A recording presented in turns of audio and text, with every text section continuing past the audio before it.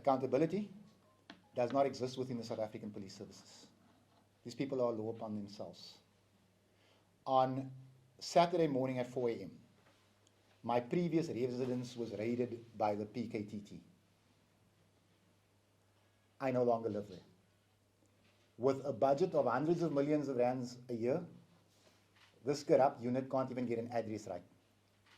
The result of this, an innocent teacher, a 30-year-old female, had rifles pointed in her face. Her husband was made to lay on the ground in the middle of winter. A 12-year-old son was assaulted by something that claims to be a police officer. Who assaults a 12-year-old child physically? Because he woke up startled. This happened. A case was laid. I then went to the police station and laid a case of intimidation against the South African police services. I do believe that this raid is engineered by Lieutenant General Mkhwanazi, the self-proclaimed savior of the South African police services. The weakest form of police commissioner this country has had in 30 years. The coward from KZN who ran away when the country needed him. And I'll tell you why. In the ad hoc committee, he claimed that I used a blue light escort to the prison in Westville. I was indeed escorted by Metro Police, not the South African police services, to the Westville prison, while on my official duty. Because I went to Westville prison to interview the killer of one of our finest, Sindiso Mkhaka. I think this country's forgotten about him. He was killed for exposing corruption in Durban. The killer has given me a written statement saying that he was escorted to the crime and from the scene by the South African police services. The killer wants to tell the truth. He wants nothing in exchange. Not a reduction of sentence, not a financial reward. Mkhwanazi hasn't sent a single policeman to go and hear this man's story. Not one. What Mkhwanazi has done, he's insinuated to Parliament that I've committed a crime. In the ad hoc committee, Mkhwanazi has said that there will be a conference call later where you will hear something about Adams. What you were supposed to hear was that Adams had contrived or corrupted or abused his power, whatever power he thinks I have, to obtain a blue light escort. The person implicated, the person who was supposed to make the statement, is Detective Sergeant Carlton Thomas, who has laid a charge against Mkhwanazi and Major General Gopal, because he claims that they forced him into a room where the cameras were set up and had written a script that he was supposed to incriminate me in front of the ad hoc. He refused. Therefore, that conference call never happened.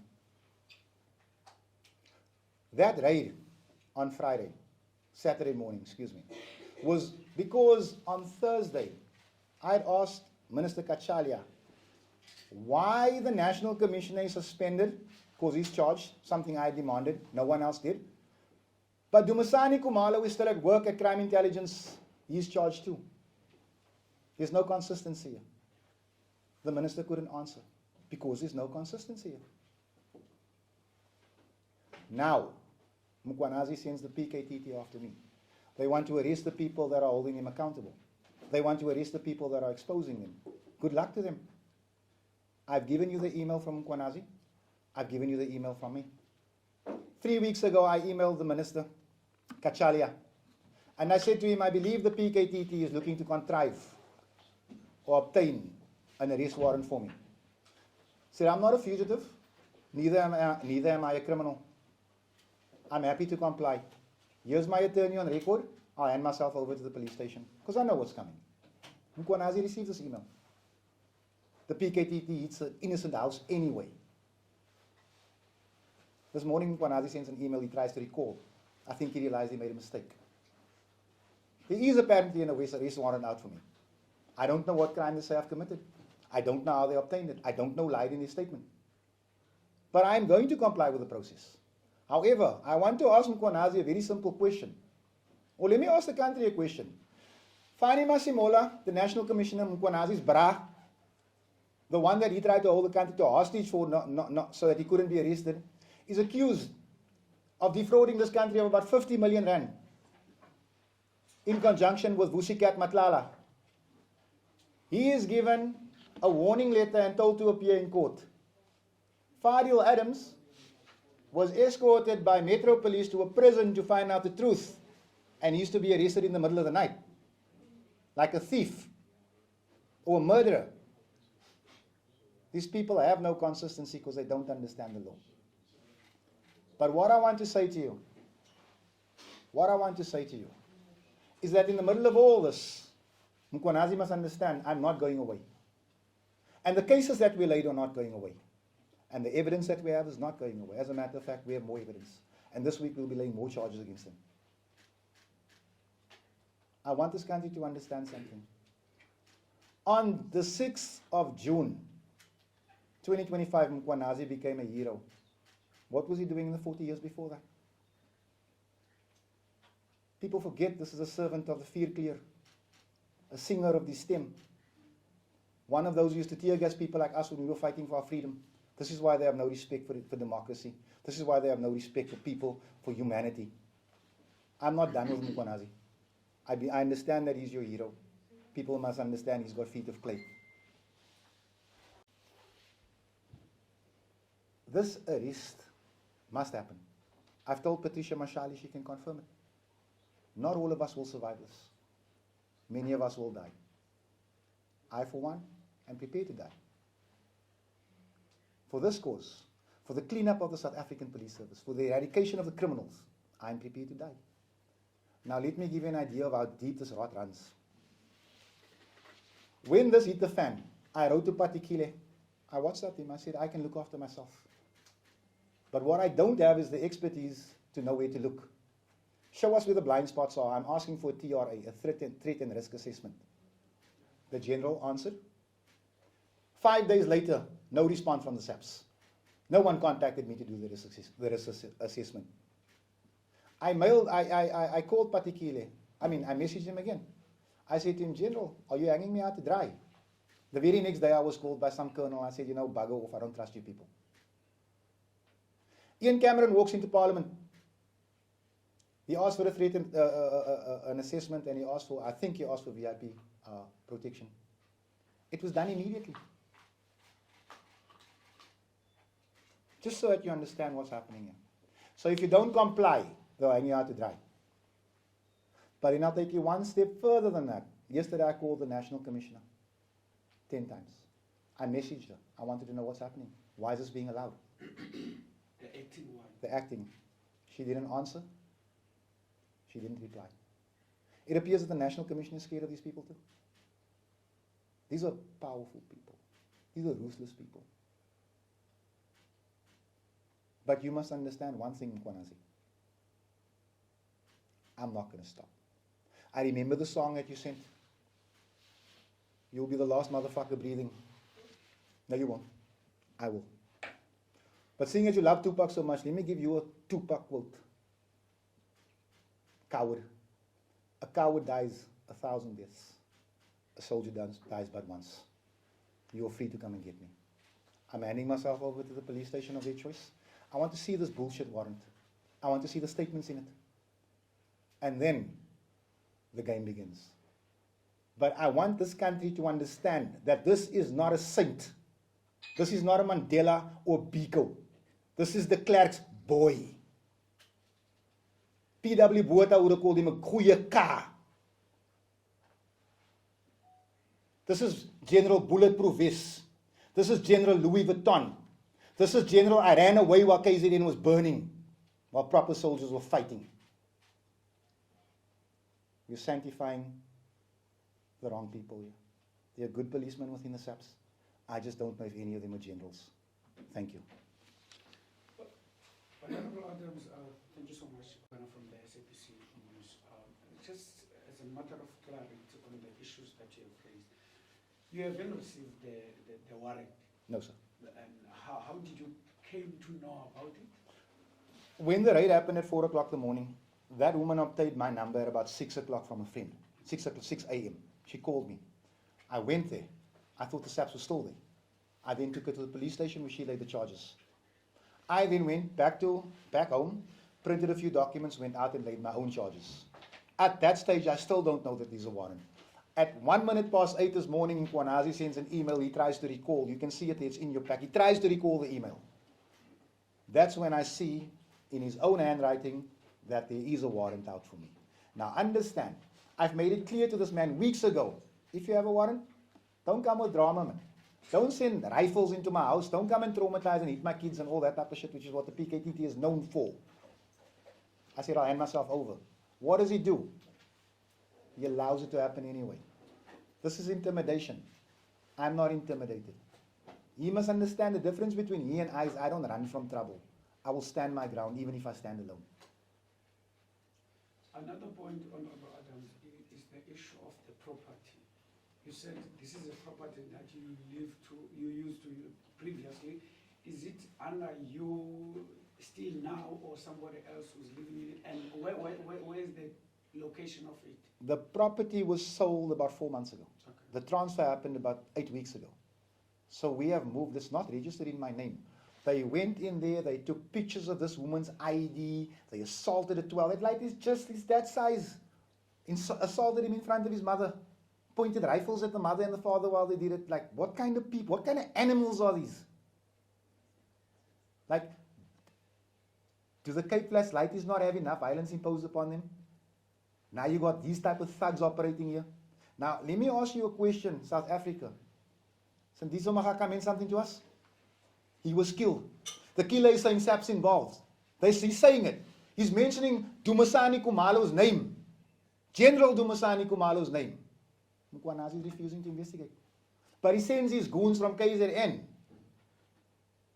to the man who obtained the letter. What is he trying to cover? Now let me ask you something else. In terms of expense, what does it cost to send 15 PKTT members here? To hire the cars, the hotels, the food. They could have given that job to a local unit who could have come to my house and arrested me. Klar. But let's take it a step further. Why wasn't I just issued a warning letter? I haven't committed a crime. Where's the crime? Let Mkhwanazi pull the constitution and show me which crime I've committed. Because this idiot, this apartheid servant, this coward doesn't understand the law. But you know what Masemola did? He gave him a job that allows him to come after anyone that is going after the corrupt policeman. And that appointment couldn't have been approved. It's not regular. How does a general who's about to be suspended, how does he get allowed to make an appointment, to make appointments to senior positions? How does it happen? How does South Africa, how does Parliament allow this to happen? So you think there is a selectiveness in terms of the law? You have mentioned the police chairperson, Ian Cameron, was also protected at some point in time? Yes. There's definitely. Look, I don't want to accuse any politicians of collusion, but I'm telling you that politicians are colluding with these people. Now, when he speaks of a big five cartel, I'm telling you the biggest cartel in the country is the SAPS. The generals that are supposed to ensure that you and I are safe. There's your cartel. But I'm coming. Small as we are, inconsequential as the country thinks we are, this country must remember that the people that put them away was us. Yes, sir. When you answer, can you look at the camera? Because we're not getting you. Oh, sorry, man.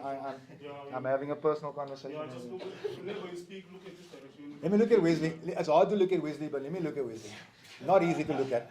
So, just to ask, have you heard anything from the acting minister yet? And then also, just in terms of the arrest warrant, do you perhaps know the details regarding what the arrest warrant entails? At this stage, we have no details, but what I will do for you is I'll play you the voice note, the last voice note I sent the minister yesterday, because I was actually very upset.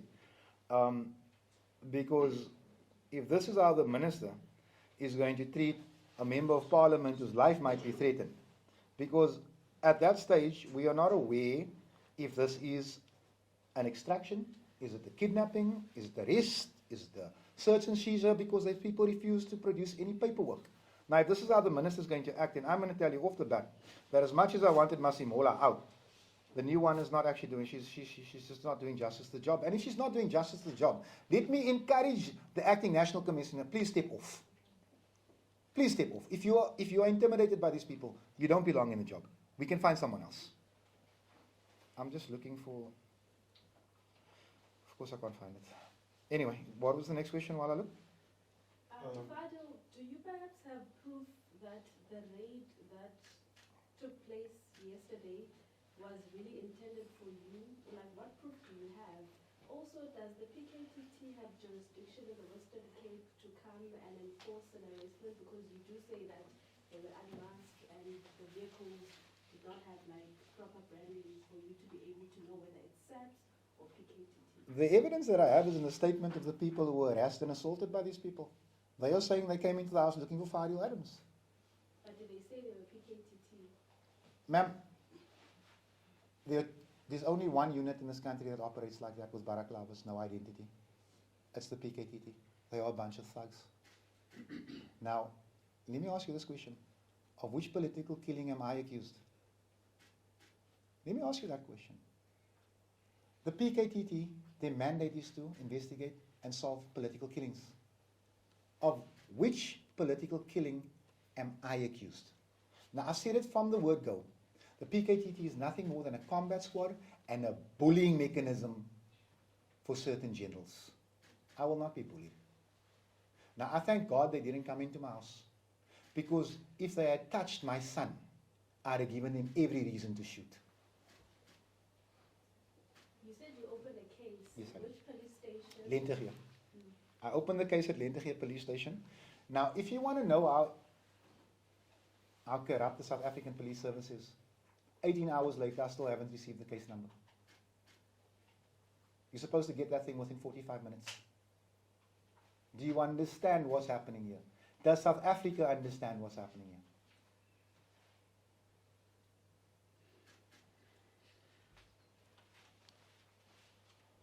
Yes, Mr. Fester? So, are you saying that in terms of there's no sighting of the police, there's no physical sighting, there is no proof of that, and there's not one picture, not one video of the police, of the raid, of anything? 4 o'clock in the morning, the woman opens the door. They point rifles at her. They take their phones. They tell them to open their phones. They're not able to take pictures. But there are neighbors in the road who saw as they left. I asked, why didn't you take pictures? They say, we see the commotion, we come outside. We see these people walking down the roads with rifles the size of 16-year-old children. They say, I'm not taking a picture. I'm not taking a picture. However, the road is littered with cameras. There's a sub-council office in the road. So as soon as I receive the case number, which I haven't received, I'm referring this issue to the IDAC, and I'll ask the IDAC to go and inspect the cameras. Because something had to pick it up.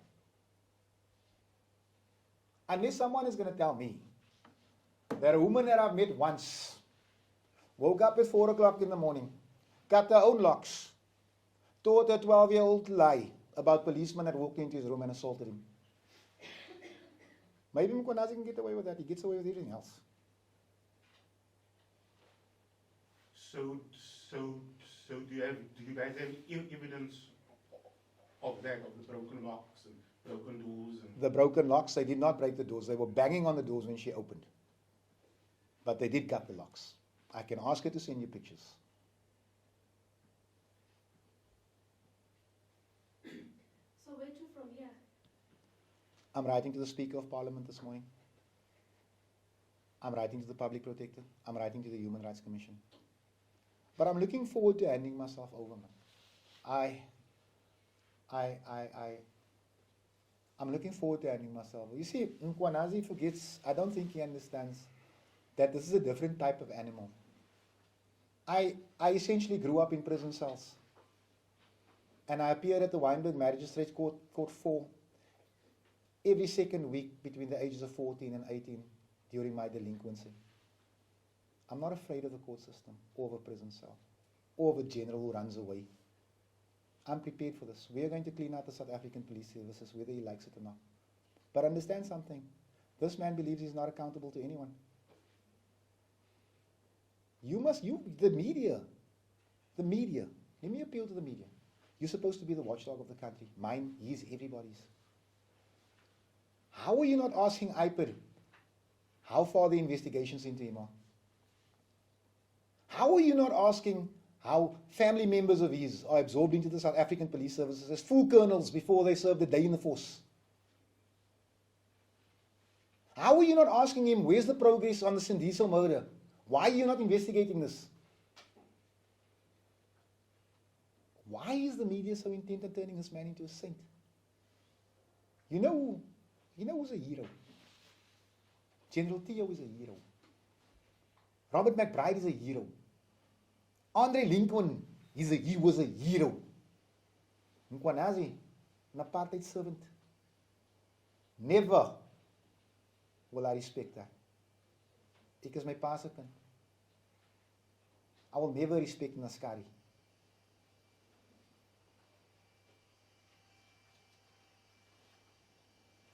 Are there any other questions?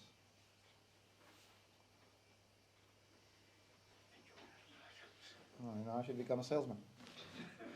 Oh, let me end this.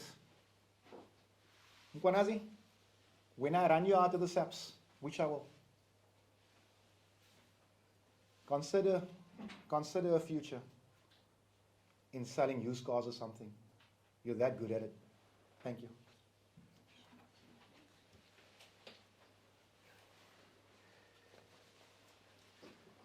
Alright, so who's bringing me bread, sugar, and coffee when I'm in this house? Yo.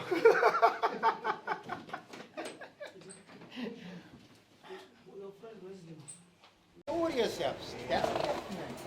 They're from KZN SAPS. I was going to come out now, but now I must go back to the business car. I was going to go out now because I don't want anything. I'm scared of it. You know? I mean, I'm going to show my face in lavender again. Yeah, let's get the video footage. Apparently they were here to arrest me. While you were doing the briefing. But then they were told they're not allowed on the precinct.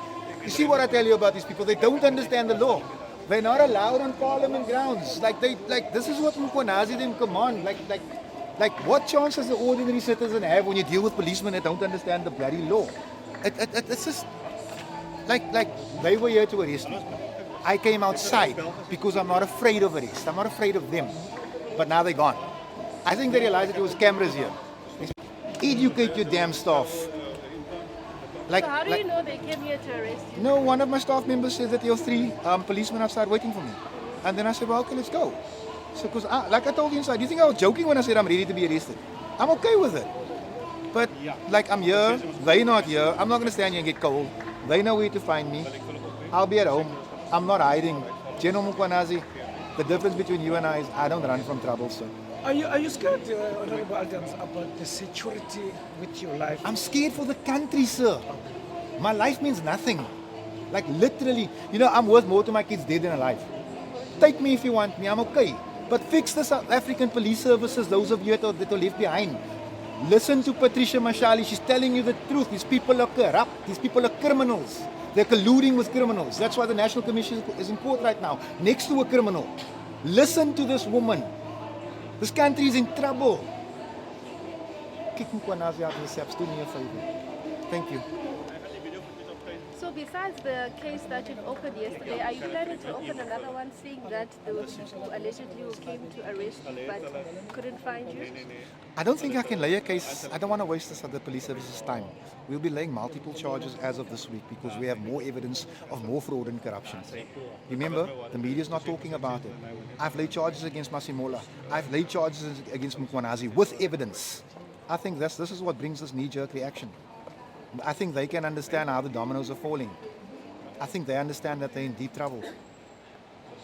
I'd really like more parties to support us, but I think political parties in general are just scared of these people. The NCC is not afraid. You see, the deficit Mkhwanazi is operating at here is he's going up against a man who's not afraid of dying. I should have been dead at 18. He's facing a man who's not afraid of jail. Been there, done that, got the t-shirt. He wants war. We got war. We're good. You can win the battle of TikTok, sir. I'll win the battle of facts. The battle before the court. The battles your friends are facing. I can tell you now, Masemola's not sleeping well. Kumalo's not sleeping well. The evidence tells them they shouldn't be sleeping well. Have a good day, folks. Thank you.